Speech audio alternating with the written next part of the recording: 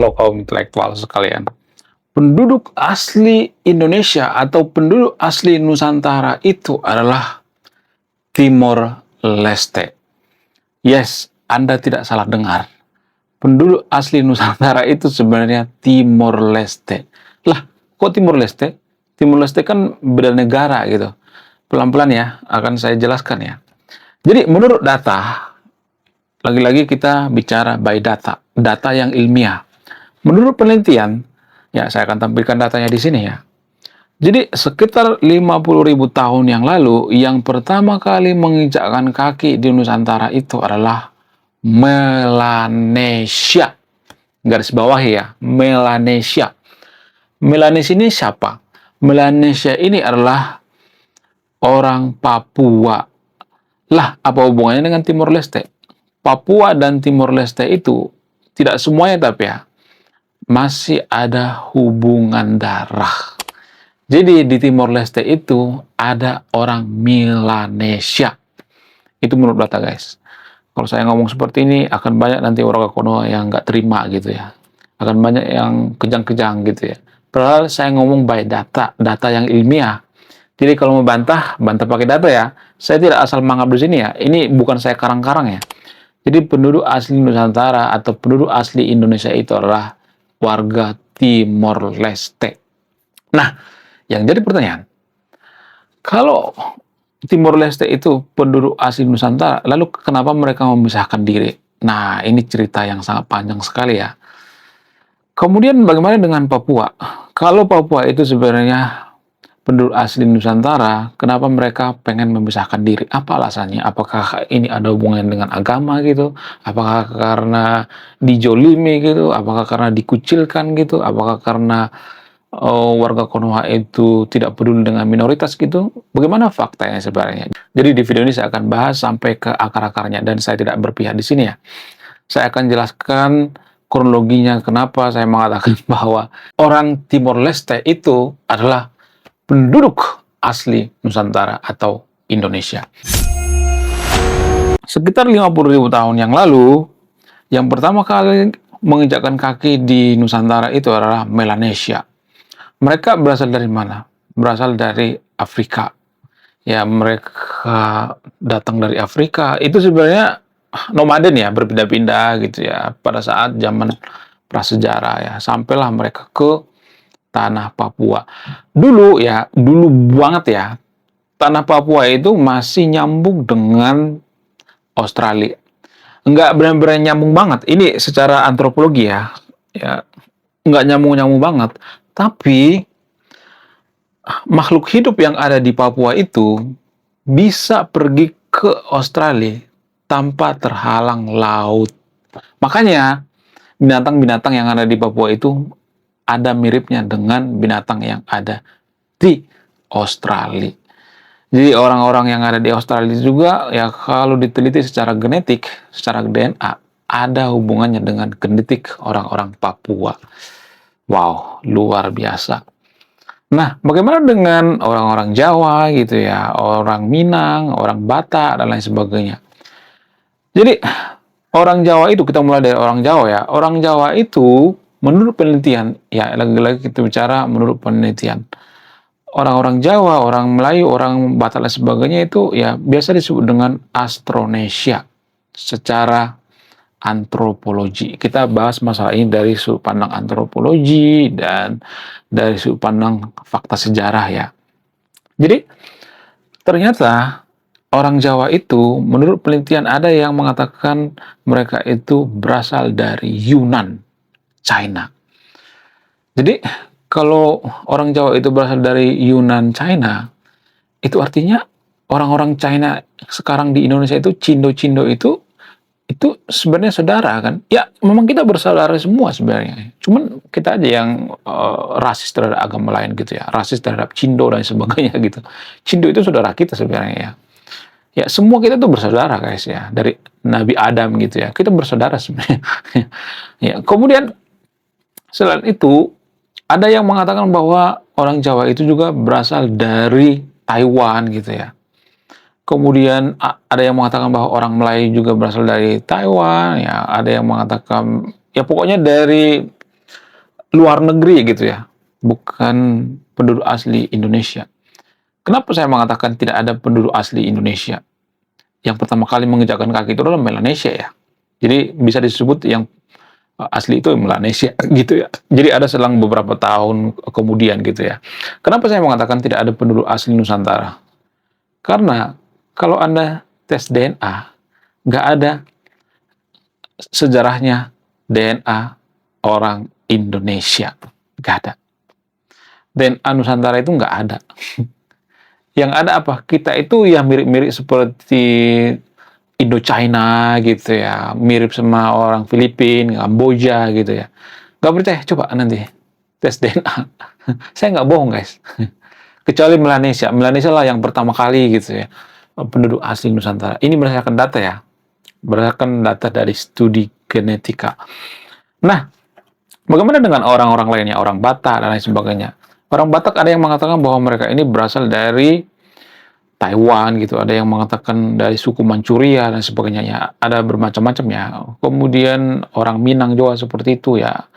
Kemudian ada yang mengatakan orang Karo itu berasal dari India dan sebagainya. Kemudian ada yang mengatakan orang Mentawai itu sebenarnya sama dengan orang-orang China gitu ya. Kemudian orang Nias itu mirip dengan orang Mentawai gitu ya, dan lain sebagainya. Lalu kenapa kita itu bisa berbeda-beda gitu ya mukanya gitu ya? Kenapa ada yang hitam, ada yang putih gitu ya? Cindo itu kan lebih putih gitu ya. Sementara mohon maaf, Melanesia itu agak hitam ya. Kenapa Melanesia itu hitam? Kenapa orang Timor itu hitam? Mohon maaf ya, mohon maaf bagi orang Timor Leste ya. Mohon maaf sebesar-besarnya ya. Saya tidak bermaksud rasis di sini ya. Gini guys, sebenarnya kulit kita hitam itu karena menyesuaikan diri dengan lingkungan.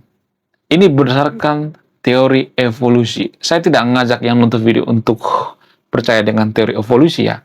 Tapi sebenci-bencinya kita dengan teori evolusi, banyak kegiatan kita sehari-hari itu dipengaruhi oleh teori evolusi. Banyak banget. Bahkan kalau kita berobat, itu obat influenza misalnya, kita sakit nih ya, kita berobat ke dokter ya, operasi dan sebagainya, itu dipengaruhi oleh teori evolusi. Medis itu dipengaruhi oleh teori evolusi. Ya, jadi kita berkulit hitam putih itu pengaruh daripada teori evolusi. Kenapa orang Melanesia itu hitam gitu? Kenapa orang Timur dan orang Papua itu hitam? Karena curah matahari gitu ya. Jadi matahari di Nusantara itu kan sepanjang tahun itu kan bisa cerah ya. Ya kita tuh punya dua musim, hujan dan musim kemarau gitu ya. Tapi karena kita sering terpapar matahari, maka kulit kita itu menyesuaikan diri gitu. Gini, tubuh manusia itu kan sangat cerdas banget ya. Artinya gini, kalau kita sering terpapar matahari, bukan langsung hitam gitu, tapi tubuh kita tuh menyesuaikan diri gitu. Ya, kenapa tubuh kita hitam gitu? Kenapa kulit kita hitam? Artinya di matahari itu ya, itu sebenarnya berbahaya sekali ya kalau langsung terpapar ke kulit kita gitu. Ya, saya mengalami sendiri. Saya orang yang putih ya, bukan berarti saya si putih banget ya. Ya, karena keluarga saya banyak yang putih juga, papa saya juga putih, ya ibu saya juga putih ya, jadi putih gini ya. Kalau saya terpapar sinar matahari itu kayaknya ada yang aneh gitu ya, sakit gitu ya. Kayak kita tuh lebih mudah merasakan sakit sinar matahari daripada yang hitam gitu. Yang hitam itu lebih, bukan saya berarti saya mengatakan semuanya ya, disclaimer-nya. Kalau menurut teori evolusi itu ya, ya kita berkulit hitam itu melindungi ya paparan sinar-sinar tertentu ya. Saya lupa namanya ya, sinar-sinar tertentu dalam matahari sehingga kita ya menyesuaikan diri dengan lingkungan ya. Kulit kita jadi hitam gitu. Bukan karena kelainan ya. Jadi itu faktornya guys. Orang-orang Afrika juga seperti itu. Lalu kenapa orang-orang Eropa, orang-orang China itu putih gitu? Apa alasannya? Orang Eropa itu putih karena apa? Karena itu menyesuaikan dengan lingkungan juga gitu. Di Eropa itu kan banyak salju ya. Secara antropologi ya kalau kita perhatikan di sana banyak banget salju ya. Bisa sampai berbulan-bulan gitu. Nah, curah matahari kan di sana rendah ya. Karena curah matahari rendah sehingga kulit mereka tuh berevolusi gitu ya. Evolusi itu bukan cuma sehari dua hari ya, sampai ratusan ribu tahun ya, puluhan ribu tahun. Bayangkan puluhan ribu tahun gitu, evolusi itu berlangsung. Sehingga apa? Sehingga orang-orang bule atau orang-orang barat itu ya menyesuaikan diri dengan lingkungan karena di sana curah matahari sedikit ya. Sehingga apa? Sehingga kulit mereka itu didesain untuk menyerap sinar matahari walaupun ya sinar matahari sana nggak terlalu cerah ya. Ya bisa dikatakan mendung gitu ya. Didesain ya kulit mereka itu didesain untuk apa? Untuk menyerap vitamin dari matahari. Dari matahari itu ada vitamin, guys. Vitamin apa itu? Vitamin D. Makanya orang berjemur ya di pagi hari untuk apa? Untuk menyerap vitamin D. Jadi orang-orang Papua, orang-orang Melanesia itu kenapa mereka hitam? Kenapa? Karena mereka itu melindungi diri mereka dari paparan sinar matahari ya. Kemudian kenapa orang bule itu mancung sementara, mohon maaf ya, orang timur nggak semuanya tapi ya orang Nusantara itu rata-rata pesek ya. Ya, walaupun ada arak pesek gitu kan. Orang Israel pesek gitu ya. Jadi alasannya itu kenapa orang bule itu mancung? Karena oksigen di sana nggak terlalu banyak gitu. Ya, kenapa oksigen di sana nggak terlalu banyak? Karena di sana pohonnya sedikit, ya, kemudian sumber oksigen juga sedikit gitu ya. Sehingga apa? Sehingga ya hidung mereka itu didesain gitu ya, secara evolusi. Ya, didesain untuk apa? Untuk menghirup banyak udara ya, oksigen. Kalau kita ngapain harus mancung? Kan kita kan banyak oksigen ya. Nusantara itu salah satu penghasil oksigen terbanyak di dunia. Bukan karena banyak pohon ya. Ini keliru ya. Ini kalau saya ngomong seperti pasti banyak nanti yang nggak terima gitu ya. Pasti banyak yang kejang-kejang. Sebenarnya kita itu dinyatakan paru-paru dunia itu bukan karena kebanyakan pohon. Enggak. Tapi karena laut kita itu laut dangkal. Ya, banyak kan laut kita itu laut dangkal. Lah, apa hubungannya laut dangkal dengan oksigen yang sangat berhubungan? Jadi ada zat-zat tertentu di laut dangkal itu yang bisa menghasilkan oksigen ya. Ya, itu guys ya. Ya, jadi bukan karena pohon ya, bukan berarti saya nyuruh yang terpilih untuk menebang pohon, bukan seperti itu ya. Ya, karena kita tuh punya banyak laut dangkal sehingga kita tuh dianggap paru-paru dunia. Ya, jadi kalau ada yang mengatakan dunia ini akan hancur tanpa Indonesia, itu bisa benar juga karena apa? Karena kita penghasil oksigen terbanyak di dunia, salah satu paru-paru dunia. Makanya kita disebut dengan paru-paru dunia. Ya, bukan karena pohon ya. Di luar negeri juga banyak pohon, tapi mereka nggak disebut paru-paru dunia. Nah, bagaimana dengan orang Timur? Ya, di Timur Leste juga kan paparan sinar matahari itu kan cerah banget ya. Sehingga orang Timur Leste itu berevolusi jadi hitam. Lah, bagaimana ceritanya kok bisa jadi hitam? Ya itulah namanya evolusi. Apakah di situ ada campur tangan Tuhan? Nah, ini yang jadi pertanyaan ya. Dari sudut pandang keyakinan saya meyakini ada campur tangan Tuhan. Tapi dari sudut pandang ilmiah ini tidak bisa dibuktikan secara ilmiah. Jadi ada dua perbedaan yang sangat signifikan ya. Kemudian selain itu, kenapa Timur Leste memisahkan diri dari Konoha? Ada banyak faktor ya sebenarnya ya. Ada yang mengatakan karena sumber daya mereka dieksploitasi, ada yang mengatakan karena mereka dianaktirikan, ada yang mengatakan karena faktor daripada pemerintahan Soeharto zaman dulu tidak berpihak pada Timor Leste. Ini jarang dibongkar ya. Di sini saya bongkar guys.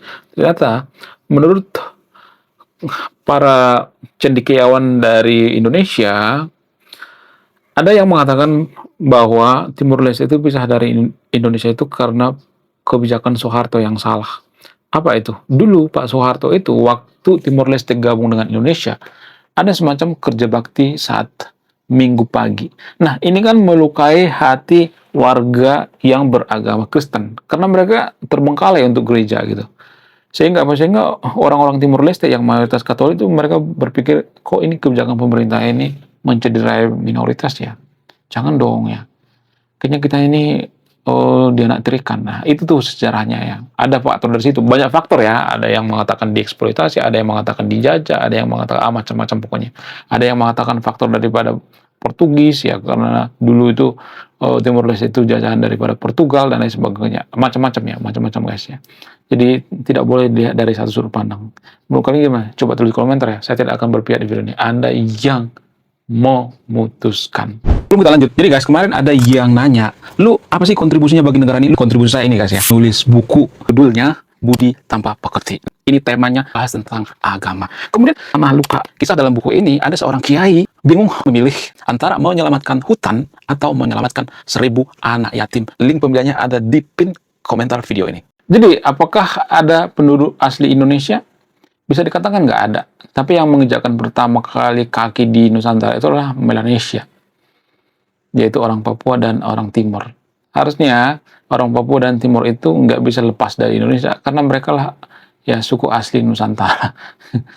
Tapi ini jadi kebalik ya, mereka memisahkan diri gitu. Ya, mudah-mudahan ya masalah-masalah di Konoha itu jangan sampai parah ya. Dan ini juga alasan saya bikin channel YouTube ini supaya kita jangan terpecah belah ya. Ya, walaupun sekarang ini banyak kasus-kasus intoleransi ya, saya takut ya, ada semacam ketakutan ya di masa depan kita akan hancur lebur karena apa? Karena kasus-kasus intoleransi. Karena saya perhatikan sekarang ini pemerintah kita itu seperti memberikan panggung bagi orang-orang yang tidak suka dengan perbedaan agama. Ya, bagi teman-teman Timur Leste ya doain ya kita supaya terus bersahabat gitu ya. Mohon maaf guys ya bagi teman-teman Timur Leste ya kalau ada penyampaian saya yang salah gitu ya. Tolong bantah ya, bantah pakai data ya. Oke guys, sekian video ini. Saya kaum intelektual, salam rasional.